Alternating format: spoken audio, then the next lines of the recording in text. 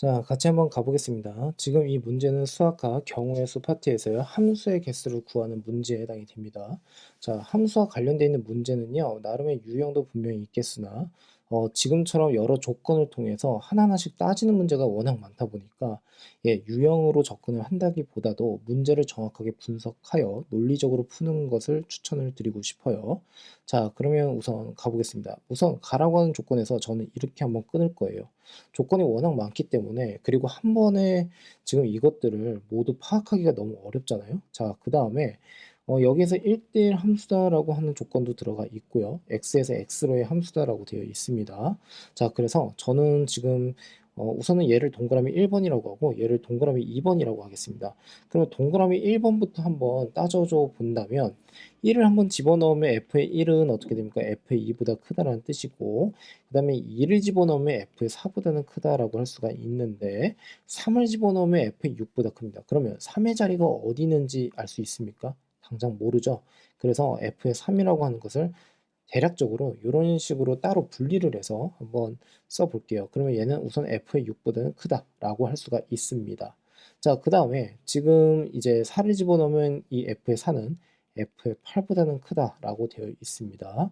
자, 그 다음에 동그라미 2번으로 갈 건데 1을 집어넣으면 f의 1은 f의 3보다 크다라고 했으니까 여기서 추가로 f의 3이 정확한 위치는 모르겠지만 적어도 f의 1보다는 작다라는 것을 확인할 수가 있겠죠. 자, 그 다음에 2를 집어넣으면 뭐가 됩니까? f의 2는 f의 5보다는 크다라고 할 수가 있어요. 그러면 f의 5라고 하는 것은 대략적으로 어디 있느냐라고 한다면 얘보다 아래쪽, 이 밑에 있다라고 할 수가 있겠죠. 그러니까 여기에다가 그냥 f의 5다라고 이렇게 한번 써볼게요. 자, 그 다음에 3을 집어넣으면 뭐가 됩니까? f의 3은 f의 7보다 크다라고 되어 있습니다. 그러니까 f의 7도 정확한 위치를 모르니까 우선은 3보다는 작다라고 할 수가 있으니까 여기 어딘가에 지금 f의 7이라고 하는 게 이렇게 있겠구나. 즉 f의 3보다 작은 쪽에 있겠구나라고 생각할 수가 있습니다. 자, 그 다음에 f의 4를 집어넣으면 4, 2, 8이가 9, f의 9보다 f의 4가 더 크다라고 되어 있는 거 보이시죠? 자, 그렇다면 4를 기준으로 해서 또 한번 생각을 해볼 것은 이 밑으로 지금 f의 9라고 하는 게 또 이렇게 있겠구나 라고 생각할 수가 있습니다. 우선 여기까지만 했을 때 상당히 복잡하다는 것을 확인할 수가 있는데, 자, 그 다음에 이제 또 한번 진행을 해 볼게요. 자, 그러면 이제 지금 제가 어, 동그라미 1번과 동그라미 2번을 동시에 같이 봤네요. 그쵸? 예. f의 1부터 그 다음에 n에다가 1부터 어떻게 4를 각각 집어넣어서 동그라미 1번과 동그라미 2번을 지금처럼 이렇게 어떻게요? 예, 정리를 했다라고 생각을 하시면 됩니다. 자, 그러면 여기에서 중요한 게 뭐냐면요. 우선은 함수의 개수를 결정을 하는데 부호가 그러니까 가장 큰 값이 무엇인지를 한번 확인을 한번 해보시면 f의 1이 가장 크다라는 것을 확인할 수가 있어요. 이 말은 즉슨 결국엔 무슨 뜻입니까? f의 1은요. 생각할 것 없이 9가 배치가 된다라는 것까지 확인을 할 수가 있습니다. 자, 여기까지 이해가 되셨죠? 그러면 f의 1은요. 그때 이제 경우의 수라고 하는 것은 그냥 한 가지로 그냥 생각을 하면 되겠습니다. 자, 그다음 여기 지금 보시면요. 또 뭐가 있냐면 나라고 하는 조건이 있네요. 자, 나라고 하는 조건으로 우선 가봅시다. 자, 그러면 f의 6에다가 더하기 f의 7을 했는데 얘가 10이다. 자, 여러분. 만일 얘가 예를 들어서 10이라고 했었고 지금 그때 함수값이 1부터 9가 되어 있는데 f의 6과 f의 7이 1 더하기 9가 되겠습니까? 안 되죠. 왜냐면 f의 1은 9라고 했으니까요.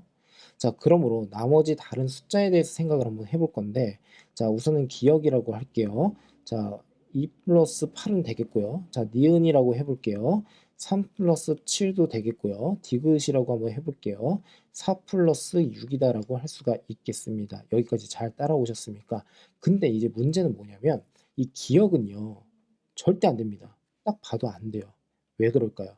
왜 그러냐면, 자, 한번 볼게요.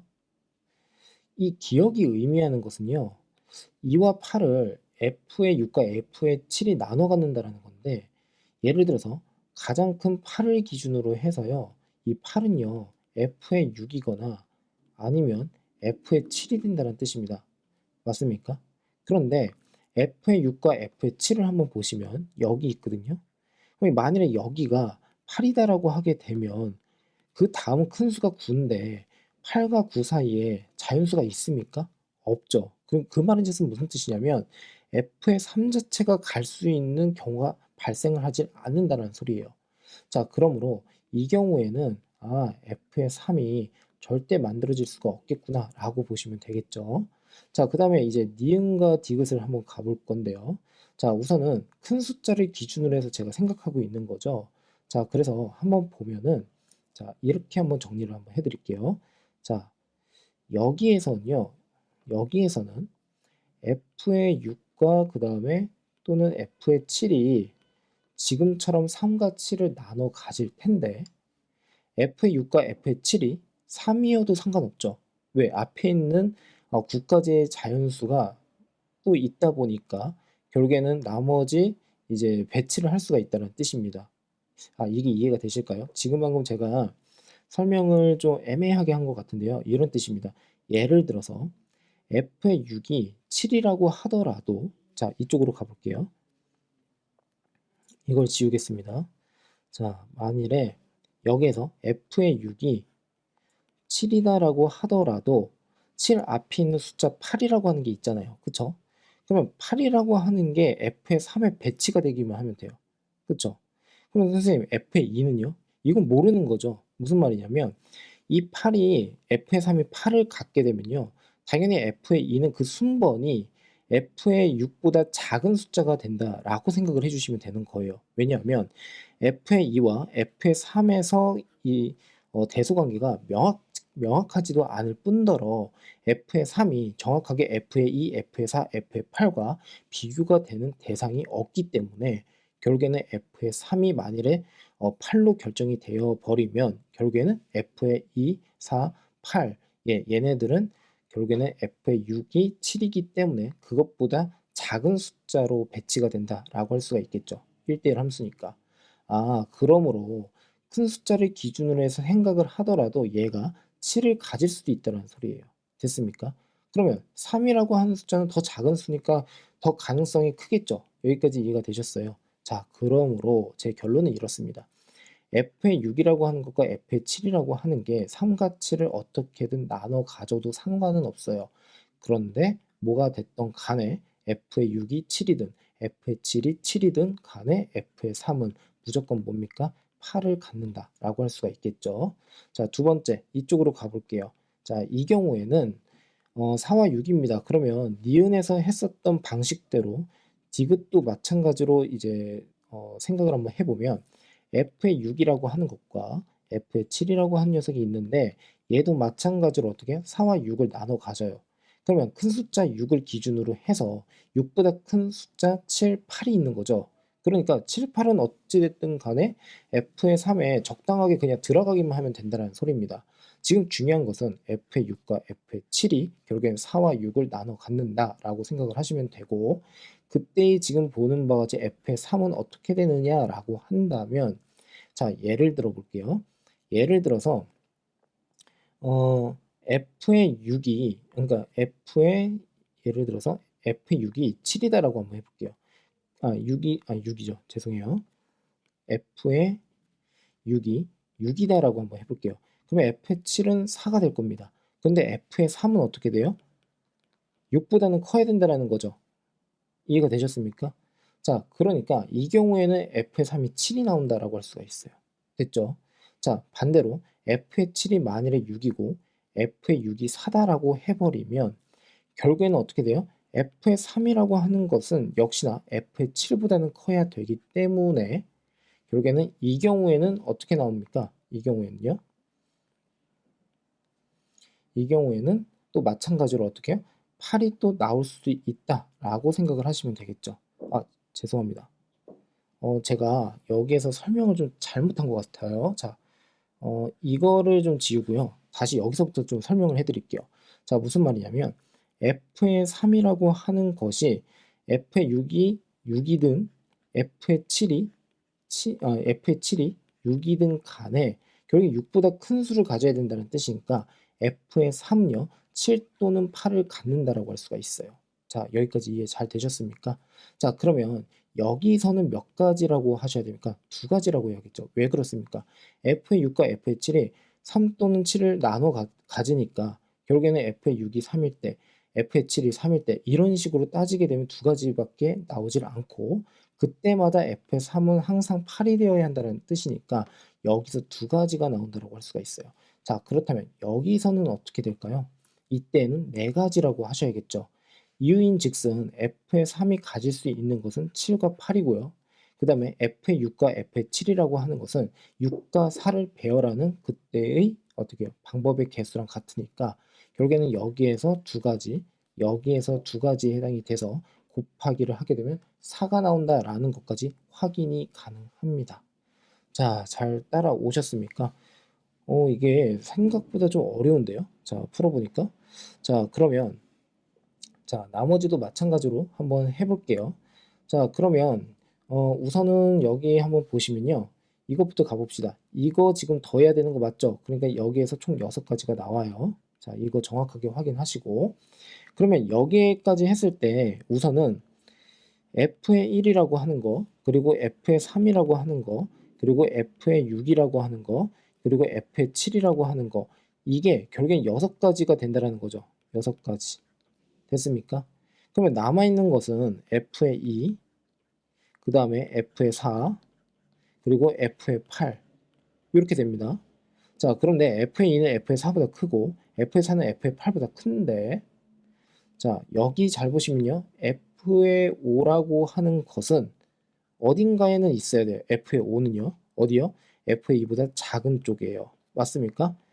근데 f의 5가 f의 4와 8과 지금 비교가 되고 있습니까? 없죠. 모른다라는 거예요.